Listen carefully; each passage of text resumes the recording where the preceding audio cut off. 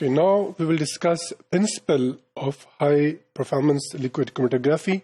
We will see how it works. Before we start its principle, we should know that HPLC instrument that consists of different parts, and these are sampler, reservoir, pump, injector, column, detector. Sampler, as the name indicates, it brings the sample in the mobile phase, and in this way that sample is then separated. Reservoir that holds the solvent which generally act as a mobile phase. And pump, we already have discussed, that is used to generate high pressure in the instrument.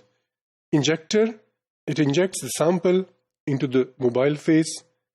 And column, this contains stationary phase, and here this sample is first of all divided into different components, and then they come out of the column as this process goes on. And detector, that detects the analyte as it comes out of the column along with the mobile phase. These different components, they are explained, they are shown in this diagram. We can see on the left side is HPLC solvent. So here is a reservoir where this mobile phase or solvent is stored. Then we have HPLC pump, so that pumps the solvent into the column. Then there is the injector, where the sample is injected with the help of needle or with the help of that specialized equipment. Then there is HPLC column, where we have stationary phase, and then as it passes out of this HPLC column, then there is a detector which detect each component of a mixture, and the waste, they are collected at the bottom, and then the information about each component of a mixture, that is shown in the attached computer. So there is data acquisition.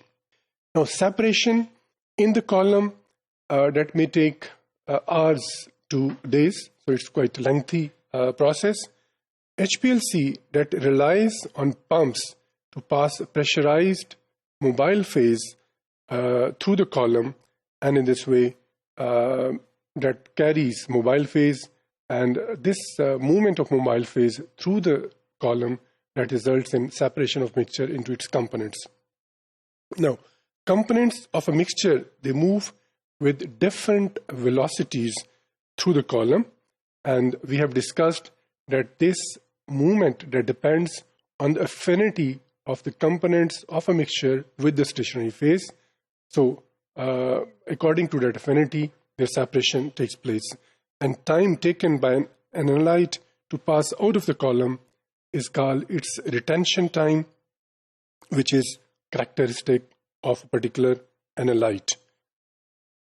Pressurized liquid, we already know it, that is known as mobile phase, and components of the sample mixture, they are separated due to their different degrees of interaction with the mobile phase and the stationary phase for separation of that mixture into its components.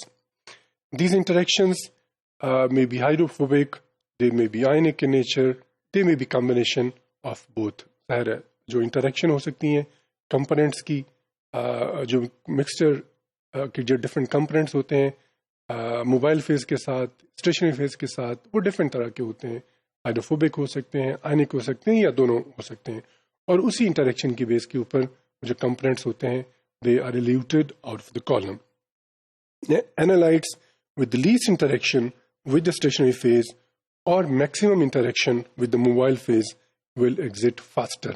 जाहिर है stationary phase जो कि column के अंदर stay करती है, तो उस हवाले से अगर किसी कंपोनेंट की कोई मिक्सचर के जो डिफरेंट कंपोनेंट्स होते हैं उसकी स्टेशनरी फेज के साथ इंटरेक्शन अगर कम है और मोबाइल फेज के साथ उसकी इंटरेक्शन ज़्यादा है या उसकी एफिनिटी ज़्यादा है, तो it will be eluted faster as compared with other components which have more affinity with the stationary phase and less affinity with the mobile phase.